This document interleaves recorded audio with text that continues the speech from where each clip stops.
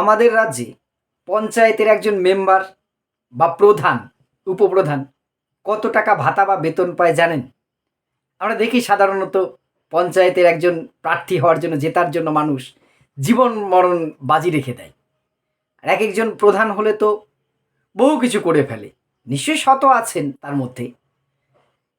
তাহলে তাদের বেতন তো বোধহয় অনেক হওয়া উচিত, এটাই তো ধারণা আপনার আমার। কিন্তু জানেন কতটুকু মাত্র বেতন পায়, তারা কি করে এটা করে? একটু শুনুন শুধু। পঞ্চায়েতের আমরা জানি যে আমাদের গ্রাম পঞ্চায়েতের পঞ্চায়েত সমিতি, পঞ্চায়েত, জেলা পরিষদ আছে। আমরা শুধু আজকে গ্রাম পঞ্চায়েত স্তরটা দেখব বা জানব। একজন গ্রাম পঞ্চায়েতের সাধারণ সদস্য, যাকে আমরা মেম্বার বলি বা পঞ্চায়েত বলে অনেক জায়গায়, পঞ্চায়েতের সাধারণ একজন সদস্য, তার মাসিক ভাতা হচ্ছে ৩,০০০ টাকা। অর্থাৎ বেতন যদি বলেন, বেতন, এটাকে বেতন বলা যায় না, সাম্মানিক বেতনই যদি বলি, মাত্র মাসে পার মান্থ ৩,০০০ টাকা। আপনি আপনার পাড়ার বা আপনার এলাকার বিভিন্ন দলের রাজনৈতিক যারা পঞ্চায়েত সদস্য বা সদস্য আছেন, একবার ভাবুন, ৩,০০০ টাকা পার ডে, হিসেব করলে ১০০ টাকা। ভাবুন, পঞ্চায়েতের যিনি উপপ্রধান হন, উপপ্রধান উপপ্রধান মাসে ৪,০০০ টাকা ভাতা বা বেতন পান। পঞ্চায়েতের উপপ্রধান পান ৪,০০০ টাকা। তাহলে প্রধান নিশ্চয়ই অনেক টাকা পাবেন। না হলে অনেক সময় প্রধানরা গাড়ি করে ঘুরে বেড়ান, বিরাট বাড়ি করে। একবার যদি প্রধান হওয়া যায় আমাদের রাজ্যে, তাহলে কোনো কথা নেই, বহু টাকা নিশ্চয়ই বেতন পান, এই ধারণাটা আমাদের আছে। কিন্তু আসলে জানেন ক টাকা বেতন পান? সাম্মানিক ৫,০০০ টাকা প্রতি মাসে। একজন গ্রাম পঞ্চায়েতের প্রধান আমাদের রাজ্যে বর্তমানে মাসে ৫,০০০ টাকা ভাতা বা বেতন পান।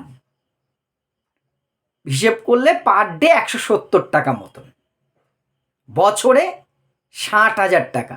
৫ বছর যদি একজন প্রধান থাকেন, তিনি কত পেতে পারেন? ৫ ছয় ৩০, ৩,০০,০০০ টাকা ৫ বছর প্রধান থাকলে একজন ভাতা পান।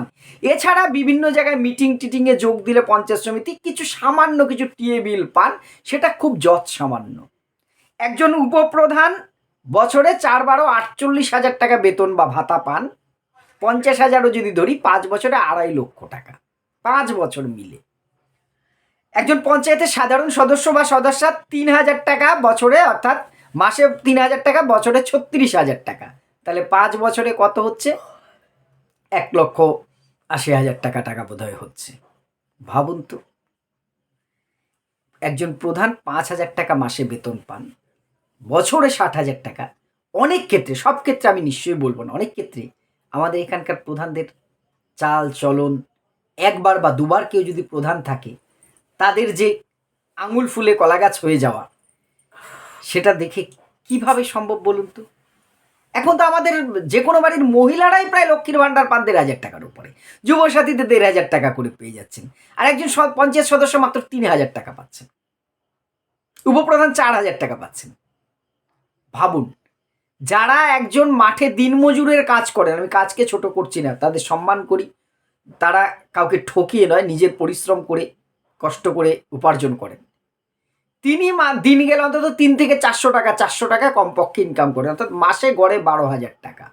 একজন পঞ্চায়েত প্রধান পান ৫,০০০ টাকা। যারা একটু বাইরে থাকেন, বিশেষ করে দিনমজুরির কাজে, বহু আমাদের পাড়ার আমার বন্ধুরা অনেকে থাকেন, ৮০০-৯০০ টাকা পার ডে ইনকাম করেন সেখানে। তাদেরও কি সেই চালচলন আসে একজন পঞ্চায়েত প্রধানের যা আসে? গাড়িতে চড়ে বেড়ানো থেকে শুরু করে, একবার দুবার প্রধান থাকতে বলে বিরাট বাড়ি হয়ে যাচ্ছে, গ্রামের প্রধান হয়ে তার একটা শহরে বাড়ি হচ্ছে, ছেলে বেসরকারি স্কুলে পড়ে, বাড়িতে একটা রাজকীয় ব্যাপার চলে। কোথা থেকে আসে? আমার অন্তত, আমি আগে ভাবতাম জানেন তো, যে প্রধানের নিশ্চয়ই বহু টাকা বেতন, হয়তো ৫০,০০০, ১-২ লাখ টাকা মাসে বোধহয় নিশ্চয়ই তাদের বেতন দেয়। পরে যখন জানলাম যে বছরে ৬০,০০০ টাকা, যদি অন্য কোনো ইনকামের সোর্স না থাকতো, কেউ তো প্রধান হতে চাওয়ারই কথা না। ভাবুন তো, এত খাটনি, আমি একটা সারা গ্রাম পঞ্চায়েতের হেডেক মাথায় নেব, এত কাজ করে মাত্র ৫,০০০ টাকা, দিন গেলে ১৭০ টাকা। একটা লেবারও তো কাজ করার কথা, অথচ একজন প্রধান বা একজন মেম্বার হওয়ার জন্য মানুষ এতটা উদ্গ্রীব কেন হয়? একবার ভাবুন তো। যেখানে একজন ডে লেবার, রাজমিস্ত্রির জোগালি গেলে, আমি কিন্তু কাজকে ছোট করছি না, অন্তত ৪০০ টাকা কমপক্ষে পাওয়া যায়, অর্থাৎ মাসে ১২,০০০ টাকা।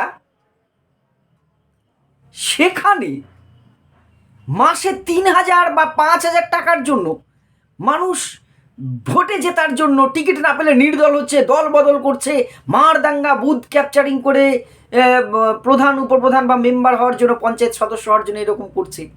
আসল রহস্যটা কি ভেবে দেখেছেন কখনো?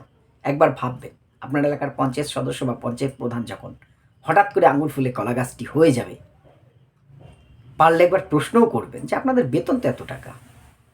জানি সব ক্ষেত্রে সেটা অন্তত করা সম্ভব নয়, বলাটা সহজ, কিন্তু তাহলে ভেবে দেখেছেন তো উল্টো দিকে কি আছে? কোন মধুর ভাণ্ডারের জন্য মানুষ এইরকম ছোটাছুটি করে? ভাবুন, ভাবা প্র্যাকটিস করুন। অন্য নেতার হয়ে শুধু শুধু প্রতিবেশীর সাথে গণ্ডগোল করার আগে, মারদাঙ্গা করার আগে একবার ভাবুন কি চলছে, কি হচ্ছে। আপনাদের মতামত, তথ্যগত কোনো ত্রুটি যাই থাকুক না কেন, অবশ্যই কমেন্ট বক্সে জানাবেন। ধন্যবাদ।